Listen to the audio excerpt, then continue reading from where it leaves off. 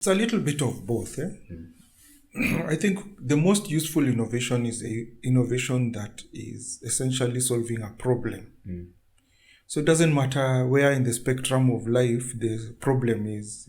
You could be reacting because today you wake up and go outside and find that you have a problem with, let's say, the water connection, and you become, you find a way of transferring value that way to something else. You become creative and inventive. Or you could sit down and think, hey, in the future, this will be an issue. And then you start trying to, solve the future problems. So I think for me, it doesn't really matter whether you're being proactive or reactive. The point is that you are creating value. Yes.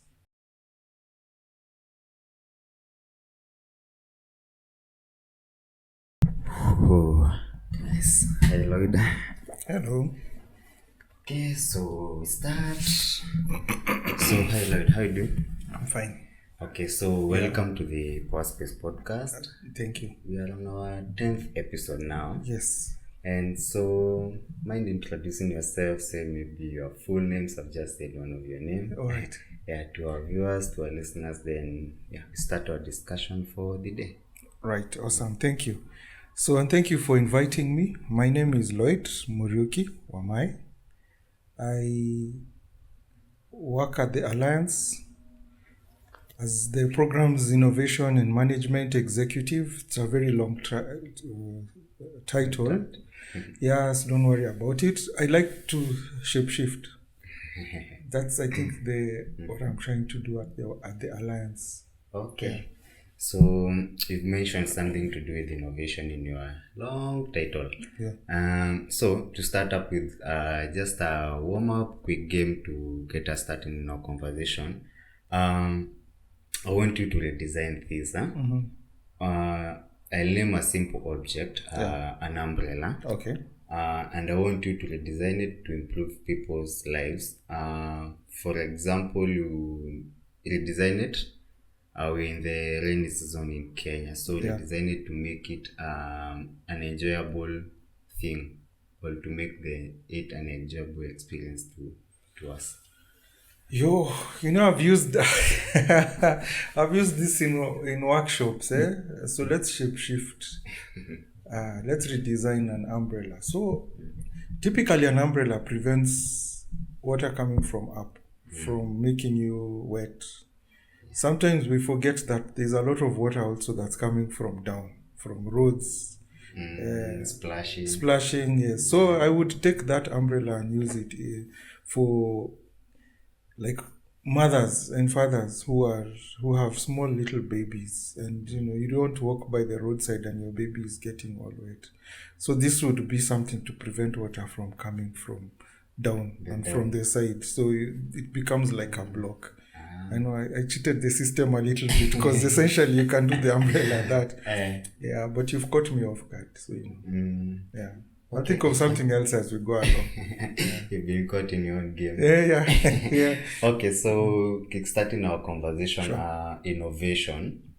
Could you maybe define innovation in relation to the context of youth and community work? Maybe define an innovative idea.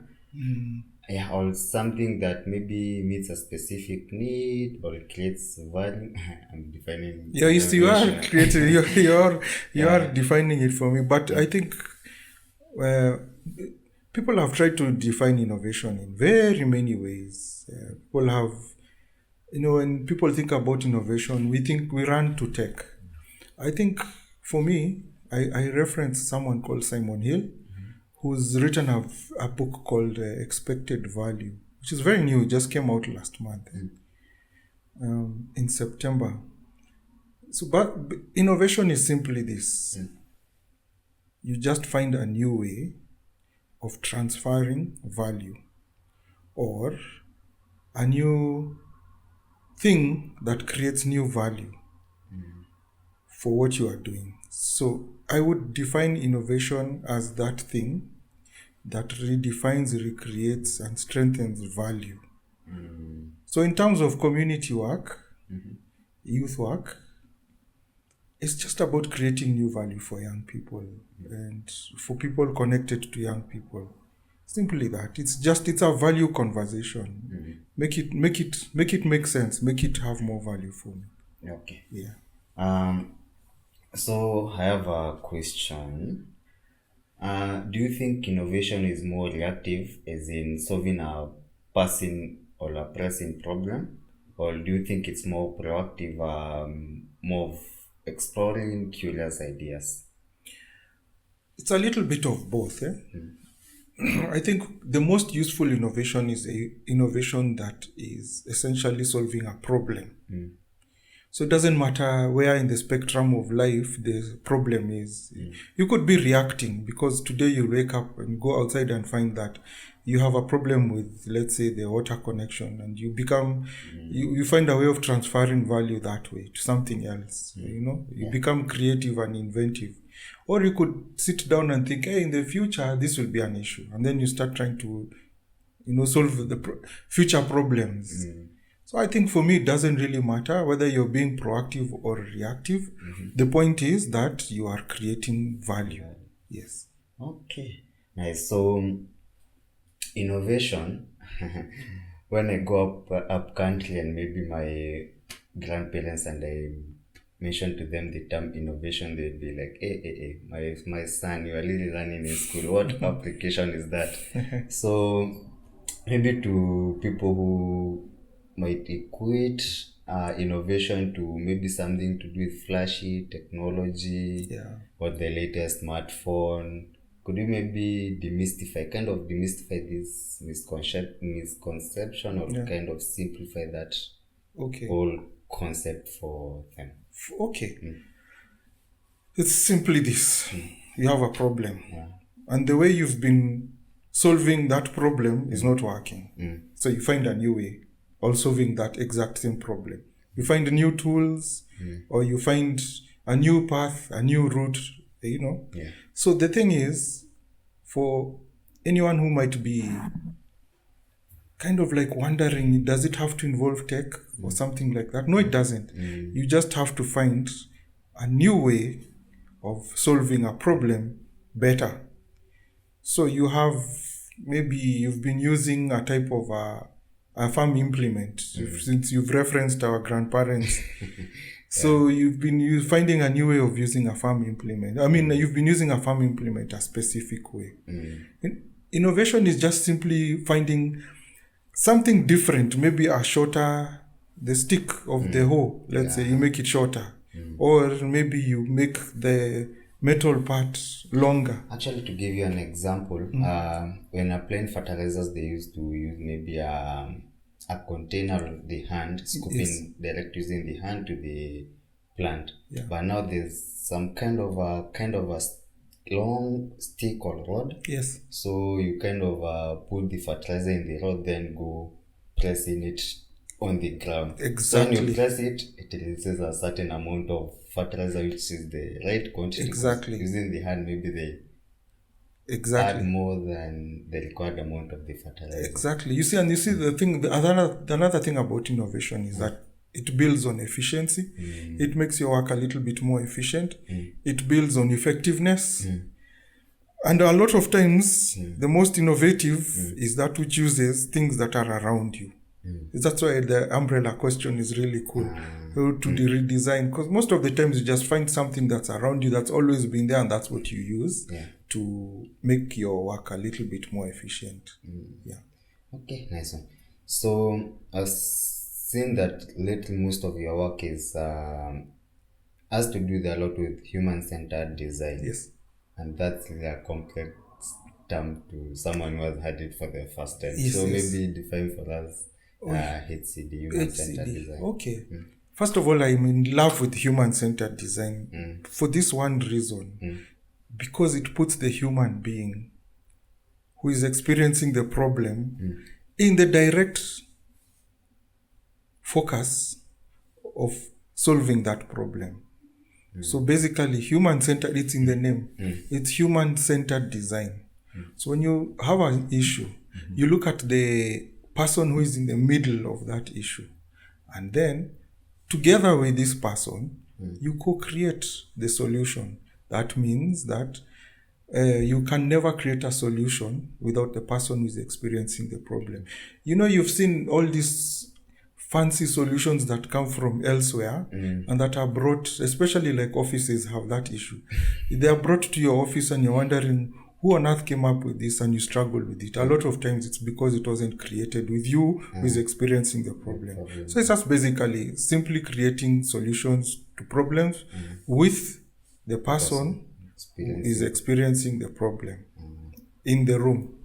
So it has to be very intentional, because from an African perspective, and just delving a little bit into politics and governance, we hear a lot of our politicians say we are making things for the youth, but when you look for the youth, Yeah, they are not where there. who the things are being made for them to happen, Yeah, they are not they are there. not there. Yes, yes, that's true. This concept of nothing for us without us. Without us, yeah. It's really powerful, but it's been over politicized. You've referenced politics, yeah. But that's the thing. You cannot solve. And the best politicians, the ones who make it, the ones who have serious wins, are the ones who start creating their strategies for engagement with the people on the ground. Somewhere along the line, they lose it. But anyway, that's neither here nor there. It's just that the best solution comes from the ones who are experiencing the problem.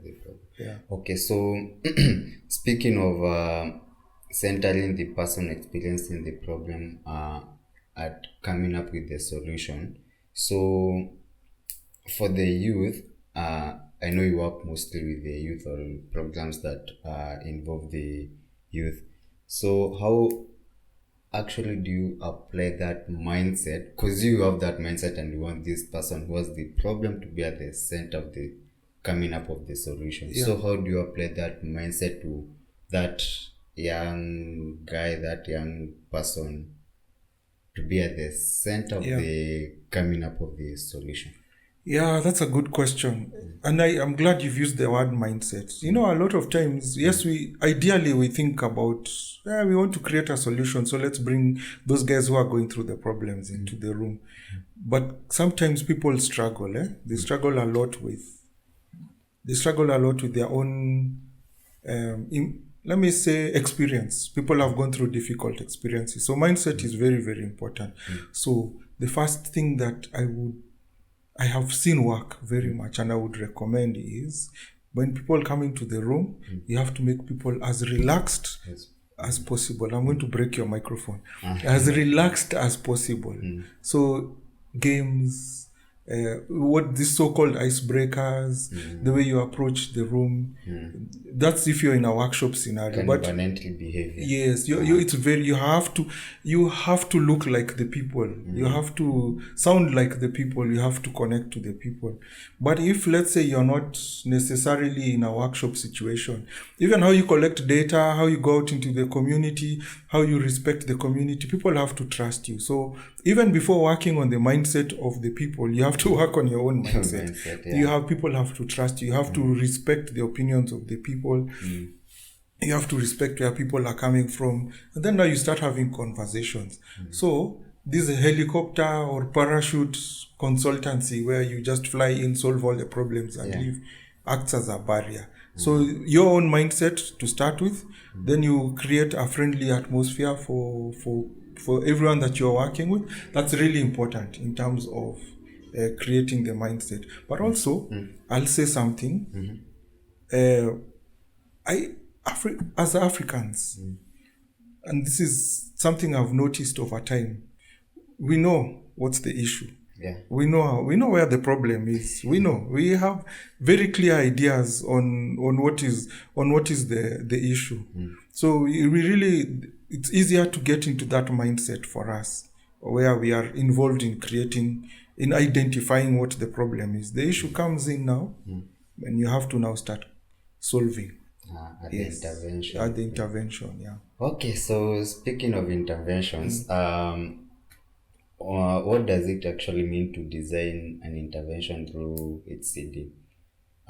Could you maybe walk us through maybe an example of how you design a solution for a youth-related challenge, using the thinking principles or the HCD principles. Yeah. Also, maybe for instance, how do you go from identifying a problem to testing and then to implementing the solution to the person or the community? All right. Wow. That is. I hope you have a strong cup of coffee and a lot of time.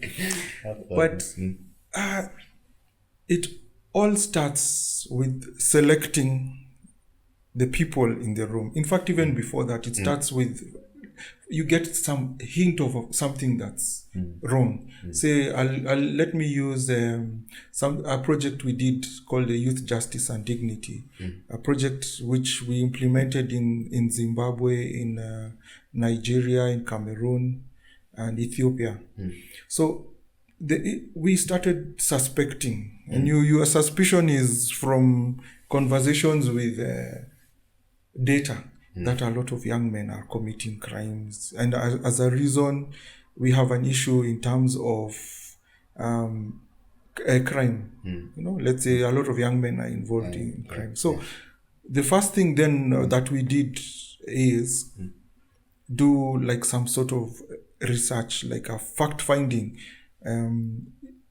activity where we went out and collected data just to try and prove that that we have an issue when it comes to young men and getting in conflict with the law. That yes, the young men are okay. Yes, so there's a hypothesis that I don't want to say hypothesis so much as you just have an idea and you put it, an assumption. So let's assume many young people are committing crimes and these young people are men. So we went out to try and prove.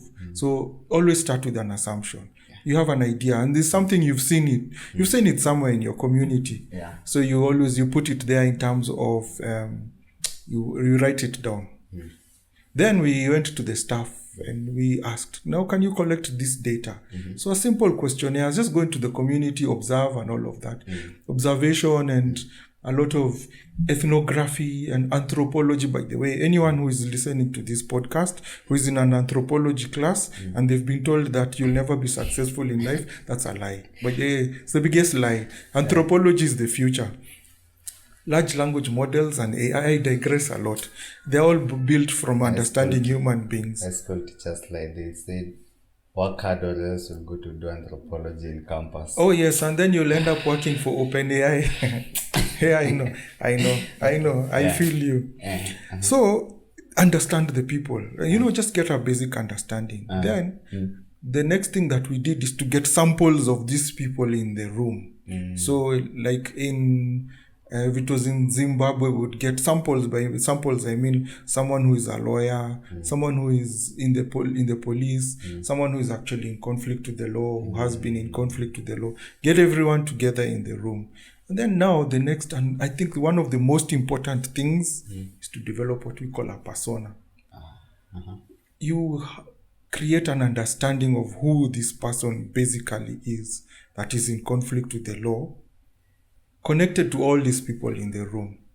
So you draw out these people. We draw them out. I wish I had like evidence of what we drew out. They're just very rough drawings. Then from understanding that persona, you'll understand what is the key problem. How do you understand what is the key problem? You take this persona through some kind of journey.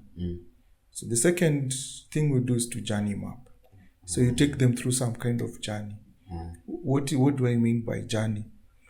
Let's assume that your name is Simon, and Simon, you live in Lagos, and you are an Okada rider, ride a motorcycle taxi. Okay. And so you're riding it through the streets of Lagos.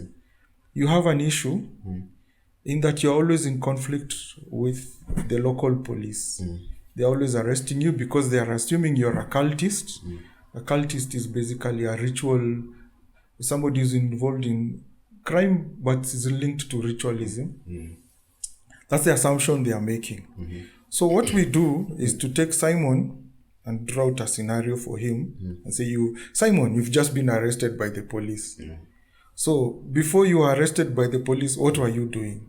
What were you thinking? What were you feeling? Now you've been arrested by the police. You're in a cell. What are you doing? What are you thinking? What are you feeling? Okay. You've been released. You're out in the community. What's going on? Are you facing stigma? What's going on in that space? What are you doing, thinking, and feeling? So there now you, from each of this, you'll realize there are opportunities for engagement. So now that takes us to the next level from the journey. It took us from next level into the journey where now each opportunity, let's have some ideas about how we can solve. In the before, In the before, now, and the after. and the after, yes. So before, for example, maybe Simon did not know that riding an Okada on the left side of the road instead of the right would get him arrested. He thought it is just something people do. So now we start opportunities for engagement in terms of education. So now that's what I've described is the inspiration phase where you have the persona, Yeah. the ideation phase where you identify opportunities, but how do you implement? I strongly believe in prototyping. Prototyping. Okay. First define that one, then dig deeper.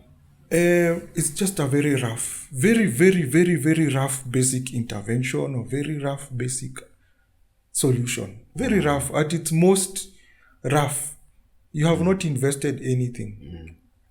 You take this intervention, say for example, let's go back to Simon. Simon is an Okada rider in Lagos. You take Simon and you say you want to educate him on road use. Yeah. What we normally do is to run to create pamphlets, for example, and then distribute on the road. Yeah. And then later discover that these pamphlets are not clear. They're written in English or whatever. Yeah. So what we do is, prototyping is that you create a very rough pamphlet. You just, on a rough piece of A4 paper, you draw it, and you take 5 Okada guys, the motorcycles, taxi guys, and you distribute it to them, and then you get their feedback. Then use that feedback, you go and create another one, and another one. Now your final document, Version. yes, is going to come from there. Excuse me. Okay. Nice. So your final document is, so I really believe in prototyping, and it could be prototyping of pamphlets and really small ideas to really complex things like apps and websites, and because with prototyping you're always going back to Simon. Yeah. Does this work for you? Because remember, it's the user at the center. Yeah.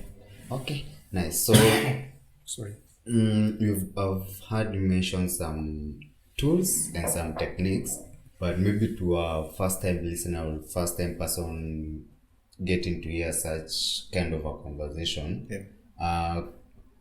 what are the what are some of the tools and techniques that are involved in HCD? Because I've seen they are a very big part in the whole process. Yeah. For example, do you use kind of empathy in interviews, brainstorming sessions, prototyping as you have said? Yeah. I'm glad you've used empathy, because I almost forgot. The soul of a human-centered design is empathy. The soul of it. Okay. It is where human-centered design is born out of empathy and survives and gets its lifeblood out of empathy, which is simply walking in the other person's shoes, being able to experience life as much as possible according to their experience. Yeah. So the most important tools are tools that will help you to empathize. And there are many. Yeah. There are interviews, even simple questionnaires, key informant interviews, that kind of thing helps you to understand. Just don't write out a questionnaire and send it over SurveyMonkey, or send out like those quantitative type of surveys, which basically they're the surveys that we know. Yeah. I will come and leave 5 surveys or a link. Those ones don't tend to give you, in my opinion. But basically the number one tool is a tool that will enable you to understand that person. So the key informant interviews, focus group discussions, fancy word for let's have a conversation, 5 of us, and let's get your opinion. That's what it is. Another one is the persona tool, which I've just described. A persona tool is very simple. It's just I come and I sit here with you, or I do a research, and out of all these things, I discover what do you like, what you don't you like, what do you do with your day, where do you come from, and what's happening in your environment. So the persona tool is also very important. If anyone is wondering, these tools are available online. So if you wanted empathy interview tools, you'll get them online. If you go to Acumen, the Acumen online. If you went, there are lots and lots of people who post these tools online. Persona tools are plenty. My favorite is called Board of Innovation, because they post basically any tool and how to use it. It's just very available online. Journey mapping, there's a toolbox, there's a design thinking toolbox. These are all available online. You go check it out. So as long as it helps you to build empathy. Okay. It was a long explanation. Yes. Did I even answer the question? Yeah, actually you answered everything perfectly. I'm a bit familiar with the HCD and the whole prototyping thing, but now it's way more clear. Yes. Okay, so before we take just a short break in like 2 minutes. Sure. Let us talk about tackling social stigma and fostering maybe dignity through innovation. And we know, let us take our region, Africa. We are always crying about resources, constraint, and all that, which can often spark creativity and innovation. So suppose there are no grants or external funding and we are on our own. In fact, now imagine the whole world is depending on us, Africa, especially as they used to solve the global problems. So how do we foster innovation under those conditions? In other words, how can necessity and self-reliant mindset drive the African youths to innovate solutions that not only solve our local challenges but the global challenges as a whole? Now you've asked me a question. Now we are going to have this break that you want to take. Anyway, I'll give, say, 2 philosophical things and then the practical. And if I digress, please bring me back. Okay. Yeah. Philosophical number 1. One day I was sitting inside a matatu or a van, I was going from place X to place Y. Some guy who had taken some, beverages that were making him a bit happier than... Just a minute, hold on that.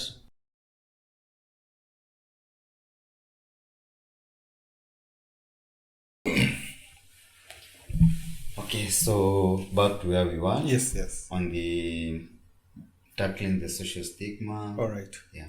And resources, So I was saying, like, one day I was in a vehicle going between 2 cities. So long story short, entered this guy who was a little bit tipsy. He sat and then he looked at the lady seated next to him and he told her, "Do you know what money is?" The lady's like, "Okay, what's the guy talking about?" Said, "Money is the reward you get for solving someone's problem." So and that's been fundamental to me. Solve someone's problem. You will not be having a problem with resources. That is why the big tech giants, because they found a way to solve a problem. And this significant reward. That's one. That's the philosophical. That's the philosophy for resources. Just find a way of solving someone's problem. Especially, this is advice I give to anyone who is younger than me, who is trying to find their way in terms of limited resources. The resources may be limited, yes, but they are limited for a specific solution of problems. That's one. The second philosophical one is, do you know you're most creative when you don't have? You're most innovative when you have lack. Yeah, you budget for your money when it's not there. Properly. If I give you $100 and I tell you have to survive on $100 this month, whether you like it or not, you will be seriously innovative in how you go around this whole small problem you have of surviving with very little resources.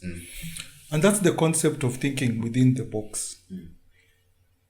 Establishing a box and a framework within which to be innovative. No, repeat that statement again. That's the importance of thinking within the box.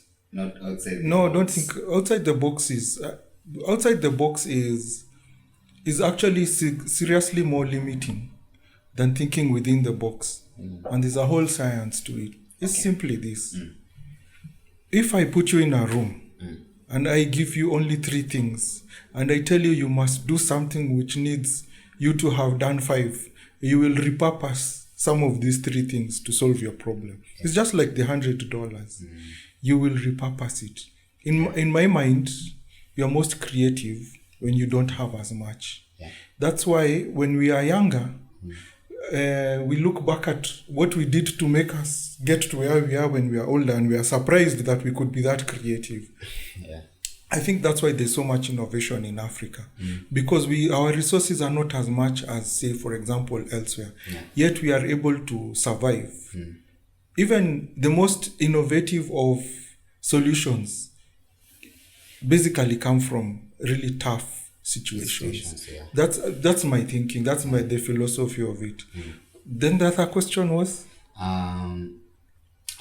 You are to give me, you said 2 of them. So you started with the philosophy aspect of it. Yes. Then now the last one that you've explained, which I think you've captured. Yes. You asked me about social stigma. There was a question about stigma. Social stigma.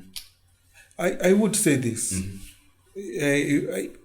The concept of stigma is because human beings, we struggle to empathize. We are very good at sympathizing, but we struggle to empathize. And stigma comes from that lack of empathy. So in terms of if we are going to solve a stigma-based problem, we have to build the capacity of our societies and our communities to empathize with us. For example, if you don't know what a person goes through once they leave a jail cell, a prison cell, it will be very difficult for you to work with this person. And give him the solutions or her that he or she needs. Yes, and you probably are not the person who should be giving solutions. They should be creating these solutions. Back to where now we turn our persona to the center to help us come solutions. Yes, which are community based. They are based on everyone else. It's building understanding, building an engagement to this person that doesn't exist. But remember, if you want to solve a problem, you stand at great risk of monetizing properly. The bigger, the more painful the problem you're solving, the more resources you're likely to access. Okay, nice. So I want us to talk about power space. Okay. And kind of innovation hubs for youth. Yes. So power space is it's a powerful name. Yes. And we have even used it for our podcast. So what is power space exactly? Is it like an experience hub, or is it a creative hub?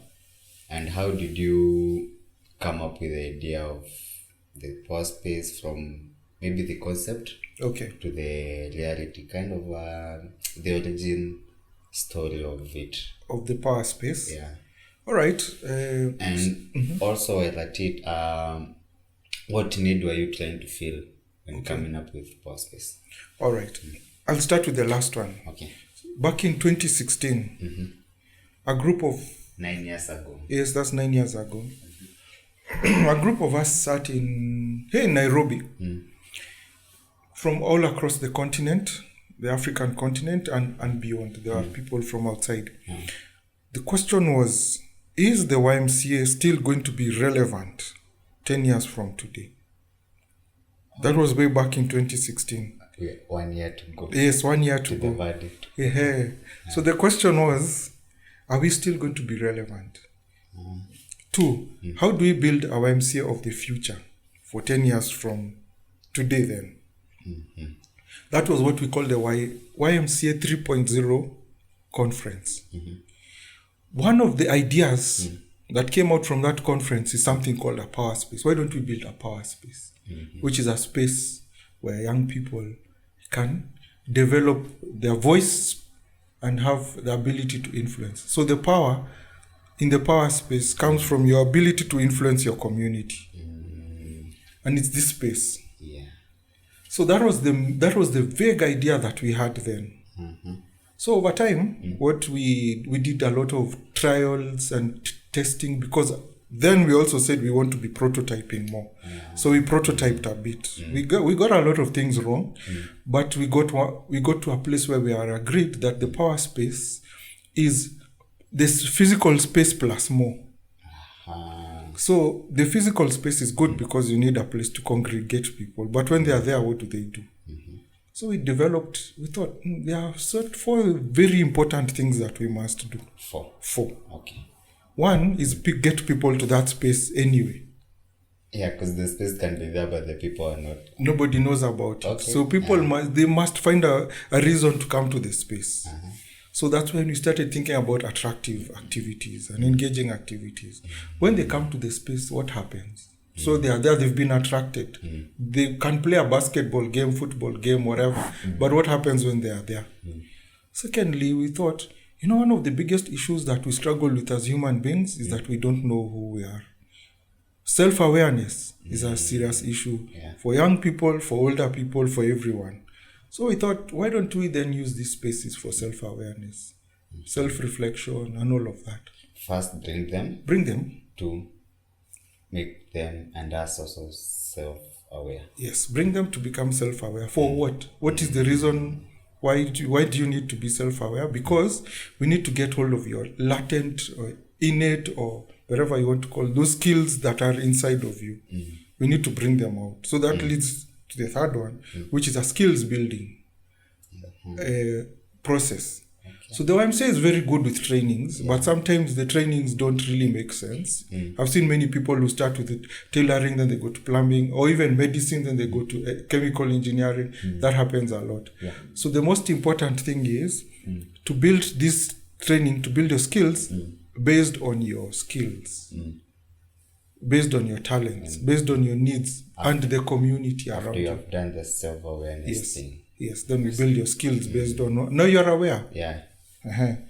Then the most important one, I think, is to then connect you to opportunities, which is the last step. And this opportunity, it can be a job opportunity, it can be a better training opportunity, it can be maybe now you've become an advocate, it can be anything, it depends on your environment.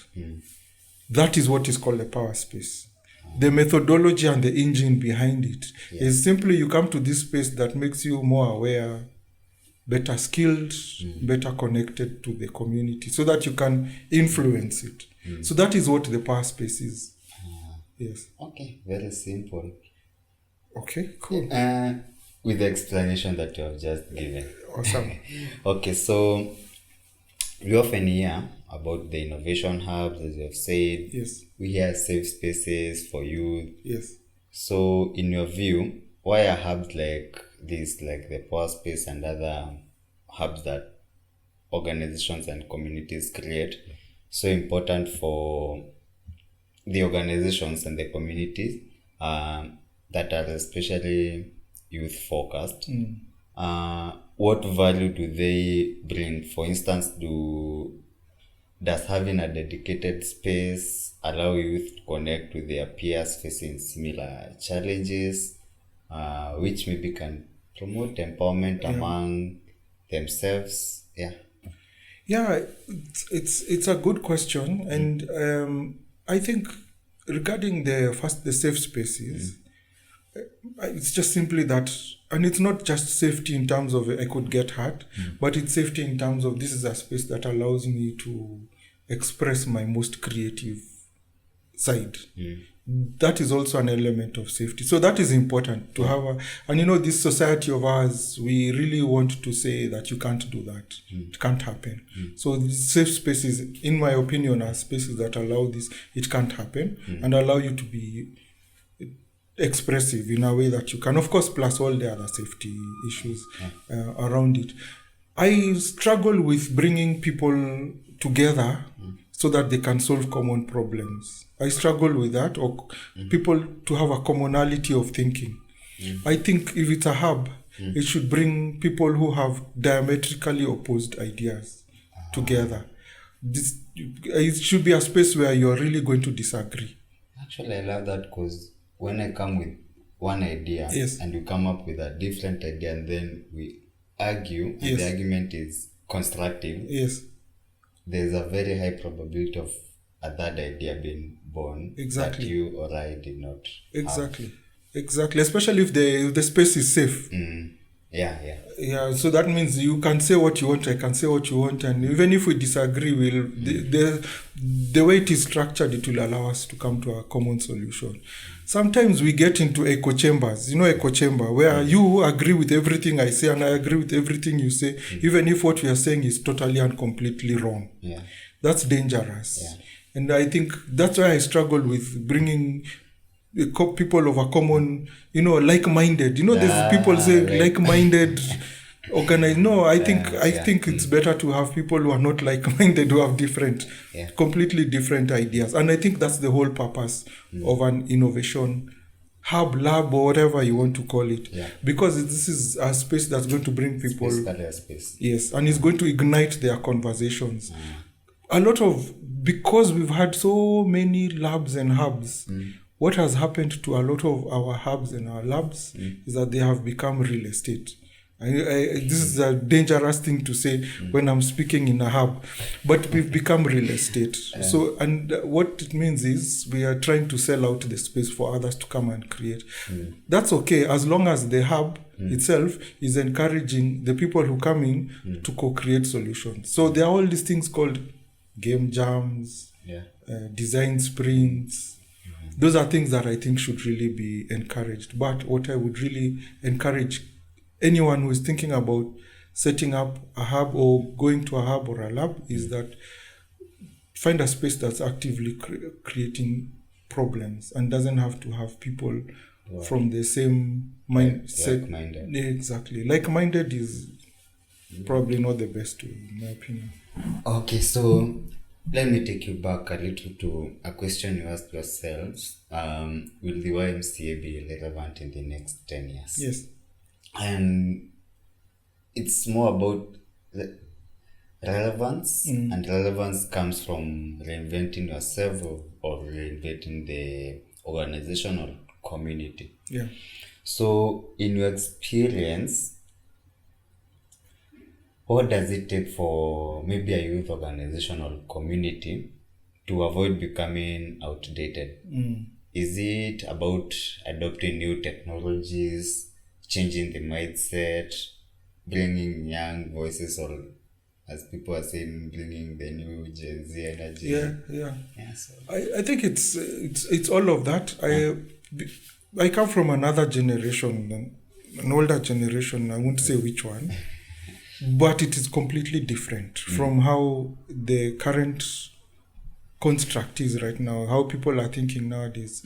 Any organization that doesn't have key stakeholders or key decision makers or whatever in leadership that has a similar thinking to what is happening on the ground is bound to make some very interesting mistakes. They're going to be irrelevant. So in my opinion, you cannot, for us, nothing for us without us. You cannot be successful with a Gen Z problem, so to speak. But I don't really like that term. But with a Gen Z problem, if you're not speaking with, if this generation of people are not in the room, I mean, how are you going to know what is the issue? Like, for example, SRH, sexual reproductive health issues, in my days were very different from sexual reproductive health issues today. For example, in my day, the LGBTQ plus community was very secretive. People were very hidden. Now it's a little bit more out there, open, and people speak a little bit more about it. Now, if I approach it from my lens, I'm going to struggle. I need for you, in this current generation today, people who are young today, to also be in the room. if I probably dominate the conversation, and mine is probably to just participate. So the Kind question, of steer the conversation. no, participate in the conversation. We have no, look, I have no business steering a conversation between you and you should be at the driver's seat. that is what it means for young people to be at the driver's seat. I have no business steering the conversation.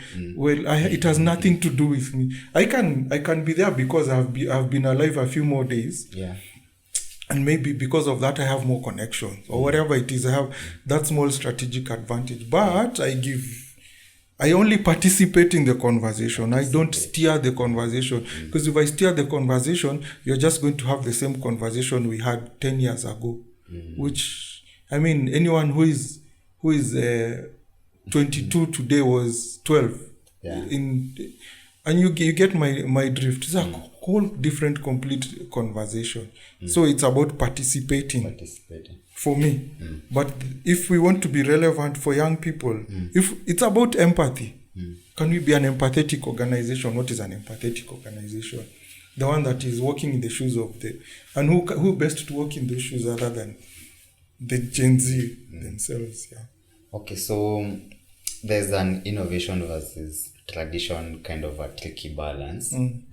So how do we respect our valuable traditions and lessons from the past while still challenging the status quo with new ideas? I.e., for a young leader to say, let's totally scrap the old way and maybe try something totally extremely different. This is a tension. There's a very big tension. So Ziggy Marley, you know Ziggy Marley. Ziggy Marley is Bob Marley's firstborn son. 8 Grammy Awards. Why I'm giving you that information? But he's won 8 Grammy Awards, which is serious. Anyway, Ziggy Marley has a song. It's called Tomorrow People. And it's very simple. He's just asking, tomorrow people, where is your past? This is all he's saying. Those who are going to forget their past are bound to repeat the mistakes that were made then. That's the tension. You cannot just ignore the past because there are some valuable lessons that came from the past. However, you cannot be beholden to that past. You can't say this is the way we've always done it. That's one. Because, again, philosophy, let's look at tradition, culture, and practice. The difference. We practice something for a long time, it becomes our tradition. And then our tradition plays on for some time, it becomes our culture. Yeah, so it's practices. So you can change practice. You can change the way you do things. For example, you can change maybe the way we initiate youth into adulthood, for example. You can change that. That can be changed, and practices over time can become part of our tradition and our culture. So if you are a young leader and you want to change, you have that tension because you cannot forget your past. Remember Ziggy Marley and the Tomorrow People. However, you still have to be the tomorrow person. You still have to exist today looking forward to tomorrow. So you have to find a way to negotiate the practices of today to make sure that they are building a culture that will be functional in the years to come. So let me say it again. You have to negotiate as a young leader today. Your purpose is to negotiate. What are you negotiating? You're negotiating with the past because the past is important. But you're trying to shift the activities the practices that are done today. That's what you're trying to do. That's a negotiation. Because if they become part of what we do, then they will become our tradition. Traditionally, this is what we do. Those activities. Then, when these traditions have been embedded strongly, then they become part of our culture. So as a young leader, that is your tension. To change the activities of today so that they are functional for the future. But with a reflection of the past. That's why the YMCA that's the beauty of the YMCA, because it's intergenerational. We can't say we are going to forget the youth. Neither can we say we are going to forget the elders, for lack of a better term. Everybody has a role to play. But now, it's because of Ziggy Marley's song. Tomorrow people. where is your past? Because you are definitely today's people for tomorrow, but you're also yesterday's people for today. I'm not. I hope I have not spoken too many English. No. Coming from an African perspective and POV and our history, our past, Yes. your ancestors, I can really connect the whole concept of what you're saying. Yeah, it's very important. But as a leader, that is where the tension is. How to negotiate these two realities. Okay. Yeah. Okay, so in the spirit of quoting people, let me quote, I think it's Einstein who said, if he was given 1 hour to come up with a solution, you'd spend 55 minutes studying the problem, then the other 5 minutes coming up with the solution. So I have a question for you. How important is it for us as a maybe young change makers to learn the art of framing the right question? What techniques can help challenge our assumptions and make sure that we are tackling the real issue? Because once we miss on framing the right question, I feel or see we'll come up with a solution, but it will not be addressing the right. Yeah, the right. Yeah, I see your problem, but don't overthink it. That's what I would say. Don't overthink it. Okay. The idea is you have identified that you need to solve something. Yeah. I think sometimes you overthink it in terms of now we really need to have the right question from the very beginning. I don't think so. I think all these things come with trying and trying. That's the whole concept of prototyping. You try and iterate and try again until you get it right. So I would say don't overthink it. What I would focus away from the question, framing the right question, to now let's focus on what is our assumption. So, for example, if I come into this room and I ask you, what is the time? I'm making one basic assumption, that you have a watch or a way of getting to that time. So, whatever answer you give me is based on my assumption. I have asked you the right question, but what was my assumption? So, the focus for me is on the assumption. What assumptions am I making? And assumptions are okay. It's good to have an assumption because that is now where we start the whole journey. So for me, it's not about framing the right question. The question is there, but more of the assumptions that is behind that question. Yes. To you asking the question. Exactly. Okay. So and then keep trying. Just keep going at it. Keep going at it. It's not an exam. It is you are genuinely trying to resolve an issue. That's what I would wish people would fall in love with understanding what is the basic assumption I am making at this point about an issue. Okay. I like that. You gave me an answer that was totally different from what I thought you'd answer me. Okay, so coming to the end of our conversation, I want us to talk a little bit about AI. Okay. It's everywhere. Yes. Even someone who doesn't know what AI is, he knows what AI is. Yes. So, and we definitely can't ignore it, even in our whole concept and conversation we are having on innovation, on human-centered design. Yeah. So, from your thinking and from your perspective, how does AI fit with human-centered design and social innovation? Because some argue AI is too important to just leave it to technologists, and that we need HCD to guide it. Guide it in terms of kind of empathy, because you said it's the soul of HCD. The soul of HCD is empathy. AI doesn't have. It's not a human like us, so it doesn't have empathy. So, and we also can't ignore it. Yes. Yeah, I like the you've pointed out that's an important tension. Honestly, I think you're right. We cannot avoid artificial intelligence, but the artificial intelligence has been with us, I think, since the 60s. Yeah, for long. It's been around for a minute. It's only that now somebody has developed this whole concept of large language models and all these. They have improved on machine learning and all of that. The point is this: it is here. So what are we going to do with it?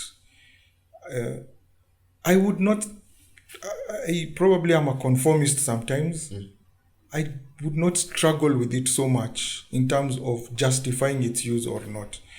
For me, it's about how do we make it more useful for what we are trying to do.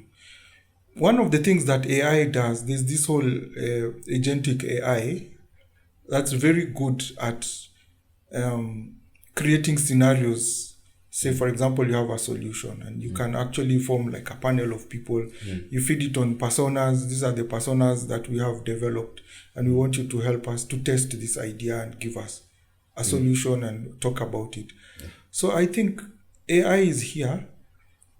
I don't know to what extent it will work or not. Nobody, I don't think anyone knows. It can empathize, or it can create some faux or false empathy or pretend empathy or whatever you want to call it. It can, because it's based on learning human beings, and it's able to create scenarios and situations in which a real human being would be involved in. It's a very useful tool. That's all I would say. It's like when typewriters and computer and keyboards came up, we had the choice to say, no, we are not going with typewriter. Keyboards, we are going to stay with a typewriter. It's just that maybe that might be a false equivalence, but it's next level. Yeah, it's very next level. It can empathize. Our homework until today is to find out how to empathize with it. I know people who've created, like I mentioned, Board of Innovation. They have created a whole human-centered design approach based purely on artificial intelligence, and it's working for them. It might not work for us. Honestly, I will be vulnerable enough to say, I don't know.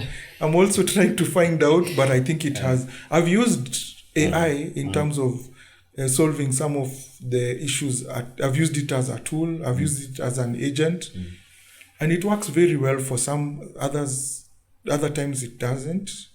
All these conversations, does it make us a little less intelligent? Does it make us lazy? Yeah, of course. I mean, I'll finish this by saying, I think it was one of the godfathers of AI who said, at one point in time, people came with drills for digging ditches. Who lost their jobs? The ditch diggers. So are we going to be ditch diggers? That's the question, to put that whole question. But then also, the only job, apparently, according to this gentleman, that's never going to lose its impact in the world is a plumber. You'll never lose to artificial intelligence, according to him. Actually, plumbers are kind of silent, very silent. Yes. Important. Yes, until your sink clogs. Yeah, it's a kind of a silent, secure job. Yes. He was saying that's the only job.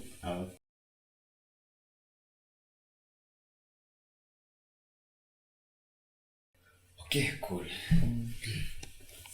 So, wrapping up our conversation, I want us to just some quick rapid questions.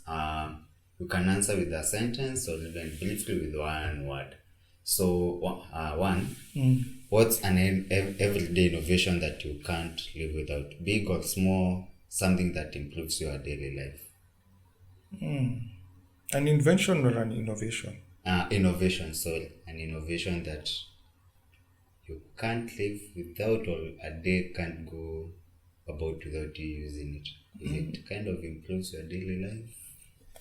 Yeah, I'm thinking of those old school things like what is it called? WhatsApp. The WhatsApp. Like WhatsApp. It's an innovation. It's an innovation because it has simplified a lot of emailing work. Yes. Because nowadays people use WhatsApp for formal context. Yeah. Okay. Yeah. So, who is a young innovator or a role model that inspires you? He's not so young, but he's a gentleman. He's called Tendai. Now, because the camera is on me, I'm forgetting his second name.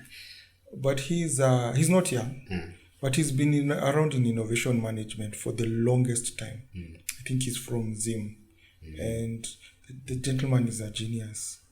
I forget his second name, but I look for the photo then. We'll put it in the down there in the yes, I remember it. Okay, nice. So, which African city or country do you think is the current hotspot for youthful innovation? And if they are not careful, will be the next city or country for youthful innovation in Africa? I think Lagos. At the moment? Yes. And I think in the future, if we are not careful, I really look towards Morocco. Morocco. Morocco's capital city is Rabat, I think. Yeah. Somewhere in Northern Africa. Yes. I know you wanted me to say Nairobi. No, not Nairobi. I wanted you to say something to do with Rwanda, because most of the Silicon Valley guys are setting their startups there.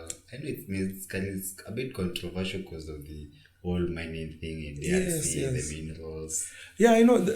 Beyond the politics of it, the challenge that Rwanda has is that it's an approach that it's very top heavy.